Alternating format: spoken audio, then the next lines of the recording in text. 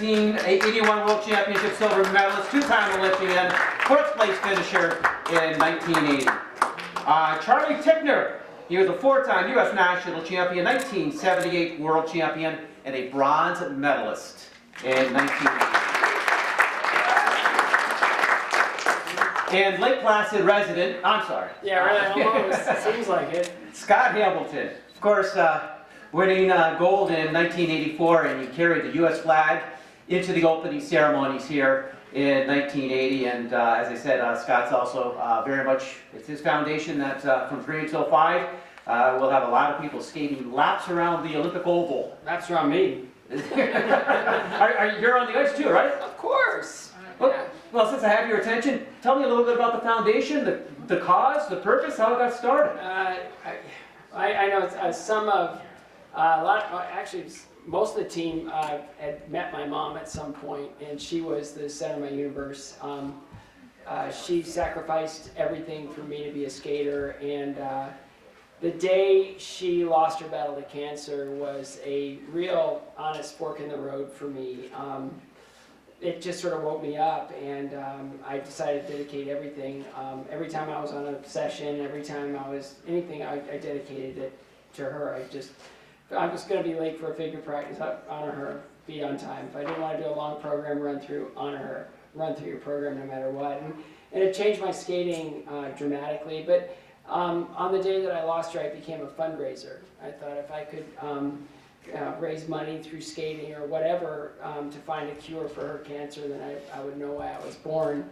And then 20 years after I lost her, I was diagnosed with cancer, and it was there that I realized everything that was missing in the cancer community, and how fractured it was and how dysfunctional it was. And so I sort of went from fundraiser to activist, and I created a lot of programming to support patients, information, emotional support, intellectual support, and then lots of research. And almost 6 years ago, we launched CARES. It was at the Cleveland Clinic as an initiative, but 6 years ago, we launched this to become a dedicated foundation. And our entire platform is to treat the cancer and spare the patient harm, which is not really what the cancer community is about right now. So we really, through all my travels and all the people I've met, I understand that an immune response to cancer is truly the future of cancer treatment. And so our entire focus is partnering, through our Skate to Eliminate Cancer program. We partner with local communities to raise money for cancer research on the foundation side, but on the local side, it's to whatever their greatest need is in their cancer community. And I'm really astounded to announce that what we were hoping would be a $10,000 raise just went over $60,000.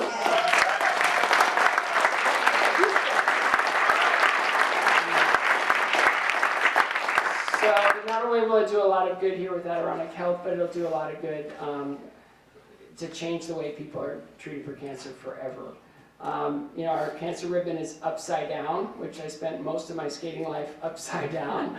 But it's also to change the way people think about cancer and the way they approach it. So it's been my mission. I'm just so proud that Paul decided to do this and really champion the cause. And I'm just incredibly grateful to the Lake Placid community that they got behind this in such a gigantic way. We've done a lot of these around the country. We've raised a lot of money, but Lake Placid is the most participants we've ever had in any Skate to Eliminate Cancer. And the primary benefactor of this will be Adirondack Health. Yes, their patient support programs. Yep. And I believe, Ty, I'm just going to put you on the spot. You said last night you're number one. You raised the most? No, Kitty. Was it Kitty? Kitty, yeah. Oh, Kitty. Oh, I'm sorry. Okay, here we go. URL, Scott. Oh, scottcares.org. Or they go on myskate.org, to register. /Lake Placid. /Lake Placid. 2020. Okay. Meet Paul after the press conference and give you everything. It's kind of like he's helping your little mannequin, right? Yeah. Excellent. So it's really an amazing accomplishment. Again, just this community, and it's not a large community. I mean, it's you get into the bigger cities, and you have expectations, and this one's just it is truly jaw-dropping what this community has done. So I'm really grateful. David, figure skating's a family thing, right? Your brother James skated as well. Were you guys pretty competitive on the ice growing up? Well, I don't know about me. My brother's competitive. I'm not really known as a competitive guy. I was really mad when I found The out most that Kitty competitive. passed me, so that tells you about my competitive nature. Because I was the early leader in the fundraising department, and then she passed me. So, but I know it's crushing for me. There's still time. There is still time. David Santee. I would like to say, I mean, our family has been a lifetime of skating, you know, through the generations, and you know, certainly my whole family came here in 1980 and supported. My brother was out selling tickets and taking snowmobile rides on the lake, and you know, a lot of people came from Park Ridge because they could get here, just like everybody else has said. But you know, it's an honor for me and my youngest son Mike, who's here today. We were here in 2005, 25th anniversary. He got a chance to meet Mike Eruzione, which was probably one of the greatest nights of his life. And so to be able to pass that along, and my grandson is here, you know, my parents are here. So we have ages 1 to 88 that attended today, so I'm pretty proud of that. Charlie, a bronze at Worlds, a bronze at the Olympic Games. I mean, what an incredible year. How did that year come together for you? Well, kind of like when Linda said, I started skating and I had no aspirations of Olympics. I wasn't even sure what that was. And I just really liked to skate. And in about 1972, I was kind of going to college, not really, going to UN Reno. Supposed to be training in Squaw Valley, and I was going skiing every day. And it was my dad that said, you can't do that. You're going to do school, you're going to skate, what are you going to do? And so he contacted some folks in Colorado, Norman Wally Salim. I ended up going out there in 1972 and saw what training was about. And I kind of embraced it. And to a lot of people that didn't think that would happen. And the next 8 years I worked really hard, like we all did. Actually, Scotty was skating there, not in the same rink, but we were close together. And that's how it all came about. And I was supposed to make the 76 team. I was, what was I, Michael? What'd you call me? What was my name? Gramps. So, yeah, I have t-shirts that said Gramps. Because I was the oldest one, and I was supposed to make it in 76, and that would have been it. And I didn't make it. I was leading after the short program, had a rather bad free skate, dropped out of, I wasn't even an alternate. And again, my dad stepped up and said, you know, don't quit, that wasn't you competing. That's not really you. Get up there and show them what you can do and see what happens. And so for the next 4 years I worked really hard. And I gotta say, you know, the way you respond to things, like Charlie, the way he responded to that that program in '76, I've never in my life seen an entire panel of judges give a standing ovation to its next year's national champion. But you know, that was my first year in seniors, and watching Charlie. Everybody, I mean, every single judge stood for him and applauded at the end of his program because it was inspirational. It was just awesome. And to have someone like Charlie leading, you know, us, was just, there wasn't a better representative for men's figure skating at that time. And watching him win in '78, that was my first Worlds, was just awesome.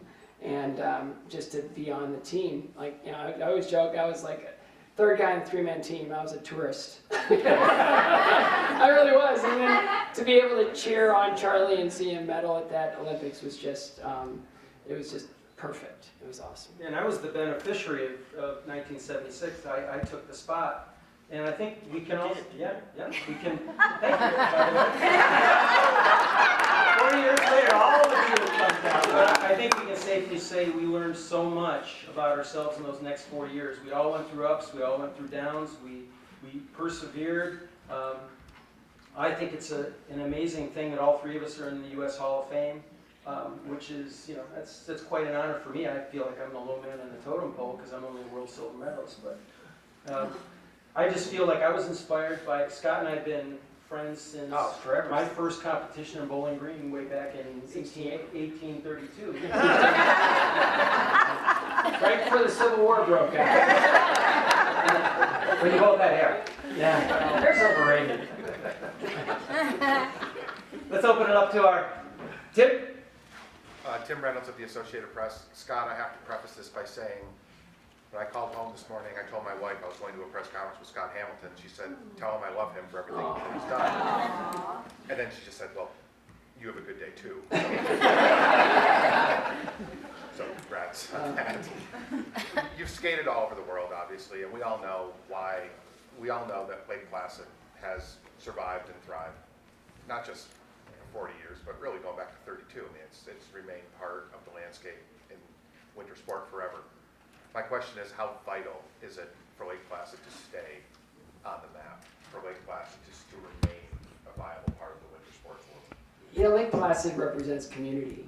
You know, when we have a figure skating community, we have this dream team, you know, that really just willed each other onto the team. And you know, I came to Lake Placid the first time, and it was crazy. This is 40 years past the Lake Placid 1980 Olympics. My first visit to Lake Placid was like 40 years after the first one, which just boggles my mind. And just everything that has happened in this community to make this thing happen. I mean, 32 and 80 Olympics. They've hosted 2 Olympics. How many cities have done that? No, really not many. Just 2 others. 2 others, yeah, good. Thank you. But you know, you look at it, and it was. I think there was a CBS Sports documentary done in the last Mayberry Olympics, where really the community came together as a community to build this Olympics. And I mean, Reverend Fell was the chairman of the local organizing committee, and you look at all the roles that everyone played within this community to make that Olympics happen. And I don't think, again, it kind of like Sarajevo was bigger, and then you got into Calgary, which was gigantic, and it just sort of like spiked. But I think Lake Placid and what happened here really ignited greater interest in the Winter Olympics. I really think when you can see the miraculous things that happened, not only with Eric Heiden winning every single race at every single distance, which will never happen again, to you know, the hockey team, which came, you know, the underdog. I mean, talk about David versus Goliath. It's like, wow, we saw it. And you know, since that game, I think there at least I've met 80,000 people that were in the building that day. It's one of those, right? Yeah. But I remember walking the streets. I remember it was super cold, and then it got super nice, and everything was slush and melting and awesome, and just the village and how much we enjoyed that, and just being, you know, wearing the colors and wearing the rings, and what a thrill that was to know that we were an Olympian forever. And just hearing the roar of the audience at the opening ceremonies when the team marched in, it was just, I mean, those things you never forget. But it's also, you know, the fact that it was the last one of its kind. That, you know, it's gotten to be now billion-dollar television revenues just from the United States, which means it has to be spread over 5 networks 24/7 or 24/16, right? And it's you know, it's definitely a different business model, and I think the Olympic movement, the Olympic identity that Lake Placid holds is unique and well deserved, and I'm really glad that they celebrate it, hang on to it, invest in it, and allow it to continue to not only just be what it was, but you know, be hungry to expand its offerings as far as a training center and as far as a home for the Olympic movement. So I think Lake Placid for all of us will hold an enormous place in our hearts, but I think that's just gratitude. But for the people that live here, the people that work here, the people that were part of that Olympics, my goodness, what they did was astounding, and it will never be like that again. And I think in that regard, it will always hold its place in history. Peggy? Hi, Peggy Shamus, TeamUSA.org. Sort of a 2-part question for Scott and Charles. Can you talk about, Scott, how this, sort of the legacy of Lake Placid maybe propelled your career for the next 4 years in Sarajevo? And Charles, what was it like to win a medal in Lake Placid on home with all that was going on with you know, the Miracle on Ice, Eric Heiden, and the Russians invading Afghanistan, and the boycott of 1980, that whole, against the political backdrop. You go first. Yeah, well, I'm not gonna downplay winning medal. It's funny because I've had people ask me questions in the past, like, you know, how disappointed were you that you only won a bronze medal? What's wrong with people? And I kind of thought, I was insanely happy just to be on the team. And with, you know, you can see great people. And then to win a medal is just like icing on the cake. I can't say that, you know, there's always that thing about, wow, it's great to be in front of your own home crowd. I don't know if I like that or not. I almost would have preferred to have been competing in Europe or something just because I felt the pressure, which was fine. You know, I think I learned through the years how to handle that. Flip side of that, being here in Lake Placid, I know David and I think I saw all the hockey games, which was incredible. And I think back and I'm really disappointed that I never saw Eric Heiden because, like Scotty said, Yeah, I saw every race, but I didn't see it. And the hockey team was great, but I think poor Eric Heiden gets just overshadowed by all that because what he did will never be done again. Never. Anyway, yeah, I was happy. Icing on the cake, like I said. Yeah, and again, it was really politically charged, as you said. You know, just the whole. We're going to boycott an Olympics because the Russians were in Afghanistan. The irony of that does not, you know, escape me. Where have we been for the last, I don't know how many years?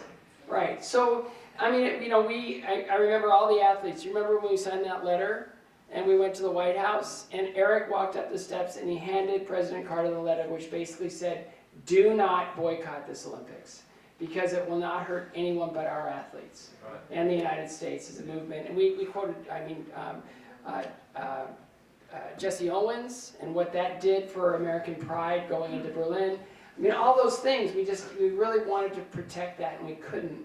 And it was a shame because I knew a lot of those summer athletes and their lives were impacted forever, you know, and the promise of like what Kurt Thomas could have done in gymnastics at his peak. And it was tragic. And I do think when politics enter the Olympics, it's a shame. It shouldn't enter the Olympic Games. It should be immune from that. I mean, the Olympic movement is really the only movement in the world that can tell countries to lay down their arms for those 2.5 weeks, and they will. No one else can do that. You know, the Olympic movement can. Going back to what it meant to me personally, I was just really, I mean, just to be an Olympian, just to be named to a team was beyond anything I ever would have thought to dream. And it happened, which was really amazing, and it took a lot of effort for that to happen. I had to beat the number 5 skater in the world in order to be on the team, which was a pretty steep climb. But, you know, the next 4 years, it was funny, Charlie mentioned that we both lived in Denver, and the Denver Figure Skating Club were doing a spring ice show, and Charlie was, of course, the star of the show. And I went and I sat in the hockey box, remember? I was sitting, and Charlie, you know, he was just like, he goes, it's over, it's it, this is it. And he was really, you know, you were very emotional about, you know, and, you know, that being your last amateur performance. And he said, thank you so much for being here to support me. And it's like, no, I had to make sure you were gone. It's like, but it was that morning I woke up and I realized that, you know, Robin Cousins, the gold medalist, turned professional, and Jan Hoffman, the silver medalist, went to medical school, and Charlie, the bronze medalist, went to turn professional. And it was like all I had to do was wake up in the morning and I'm ranked second in the world, which is a pretty darn good cup of coffee, you know. So, you know, and it was, you know, I was get to compete with somebody that I love and admire, David Santee. You know, he was the guy. I mean, he was this wonderkind. He was on the podium when you were 12 years old. 13, yeah. 12, you're right. Yeah, 12 years old. I'm not a historian. But it was like, you know, David and I were friends from 1968. He was pretty much the first guy I ever met, like, as a peer in skating. And so just being, able to go to the next year's competition season ranked 1 and 2 in the world was amazing and wonderful and awesome and exciting. And again, it's just, I look back on all of it, it was a great deal of gratitude, for Charlie, the way that he led us during that 77 to 80, years, and David and what he meant to the sport, and just, Peter and Kitty and how, we would just, just urge each other on, and it's like I'd call Kitty and I'd say I did a perfect long tonight, and she'd say, Peter, we're doing a perfect long tonight, It was just, it was that, and just again growing up with Sandy Lenz, all those years at the wagon wheel, and Ty and Randy, and what you meant to this country, and Linda, everything you've accomplished, it's just, it truly was an amazing thing just to be a part of all of that. And it's humbling. There's just nothing but gratitude is all I feel. And just to be given the opportunity to come back to Lake Placid, thank Paul and for his leadership, helping us, achieve our goals. And the cruel nature that, Stacy and Michael told me that I was carrying the flag in the opening ceremony, which was torturous. That was mean, and it was really mean.